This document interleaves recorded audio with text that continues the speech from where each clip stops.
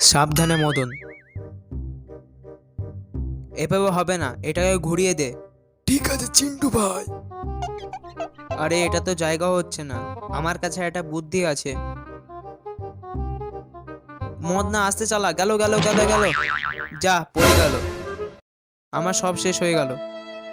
ভালো করে ধরতে পারো না।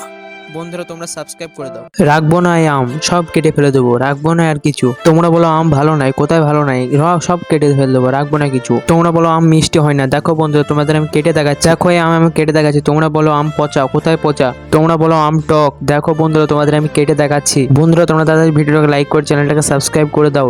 দেখো বন্ধুরা আমের ভেতরে সব হলুদ, একদম হলুদ, দেখতে পাচ্ছ বন্ধুরা, আমটা খুব মিষ্টি। বন্ধুরা এই ছেলেটি খুবই ভালো একটি ছবি আঁকাতে পারে, তাই তার বন্ধুরা তাকে একটি চ্যালেঞ্জ দেয় যে তাকে এমন একটি ইলিউশন বানাতে হবে যেন তাকে দেখে সব অবাক হয়ে যায়। বন্ধুরা ছেলেটা কি পারবে সেটি দেখার আগে বন্ধুরা আমি আমার ভিডিওতে কোনো কসম দিই না, প্লিজ ভিডিওটিকে একটা লাইক করে চ্যানেলটাকে সাবস্ক্রাইব করে দিও। বন্ধুরা দেখতে পাচ্ছ ছেলেটি খুব ভালো একটি ইলিউশন বানিয়েছে, যা দেখে ওর বন্ধুরা অবাক হয়ে গেছে।